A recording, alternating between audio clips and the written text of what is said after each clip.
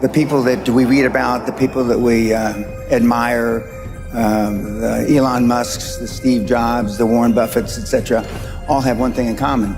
They have extremely high self-esteem.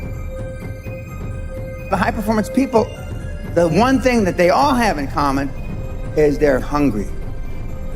Hungry for a better life. Hungry for change. Hungry for the tough love their parents didn't give them. 87% of everybody that walks the face of the earth, 7.65 billion people, are unhappy. I didn't know till I got grown up and was an adult that everybody didn't have self-esteem. I didn't realize that everybody didn't have self-confidence. I didn't realize that everybody didn't have self-worth. Growth only comes through pain. No pain, no gain. It's the same in life. Tough love gets the job done. It's bloody hard to be a high-performance person. Being a high-performance person is a full-time job. I'm like this 24/7, 365, and I've been like this for the better part of 50 years. I'm always like this. I'm always pushing the edge of the envelope. Most people procrastinate because they're unsure, so just do it. But I've never had a problem just doing it. Because one of the things is you learn as a young combat infantry officer is time costs lives. We overanalyze because we're unsure. We don't overanalyze because we are not sure if it'll work or not. We're more worried about, on the emotional side, it embarrassing us. But being liked doesn't get you a raise when you're working for whoever you're working for. Efficiency, accountability. If you want $1 million, you'll make $1 million, not $1.5 million. If you want 10 million, 100 million, and you'll never exceed that. You will never exceed your highest expectation. You will never exceed your highest, craziest thought. Never. That's a guarantee. Ted Turner just gave his 75th anniversary party on CNN a few months ago. And he makes a couple of comments, and he says, number one, and I'm not suggesting this for everybody, it's how I lived though. First 10 years of my starting CNN, I slept on my couch. I didn't have an apartment. Bill Gates slept in the office. Steve Jobs slept in the office. And I can go down a whole list.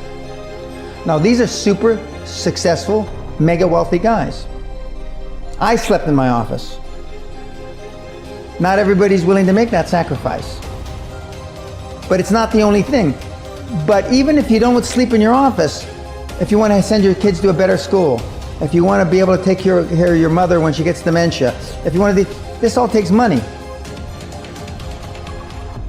My children aren't getting any of my money when I die. Not one centavo, not one penny. And two of my kids are cool with it. One of them's not so cool with it.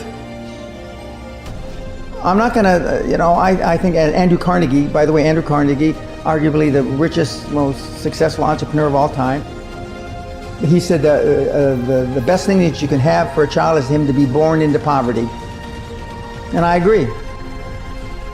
Of course, you've heard me say this before, self-esteem is built the first 7 or 8 years of life.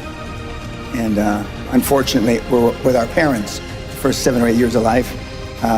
Ergo, we don't have too much high self-esteem. But to build high self-esteem, and the way you build high self-esteem, if you're 25, 35, or 45, is to be around, surround yourself with other people that have high self-esteem.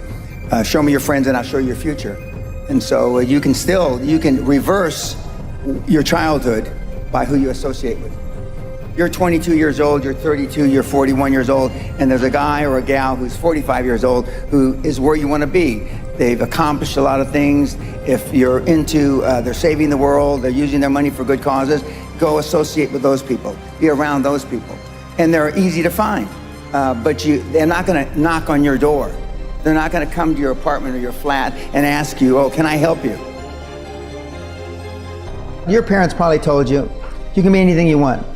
But you can't. That's horseshit. You can't. If it's all juxtaposed. So, but what you tell them is that you can do anything you want that you have passion for, because that eliminates most of the crap. Because most people don't follow their dream.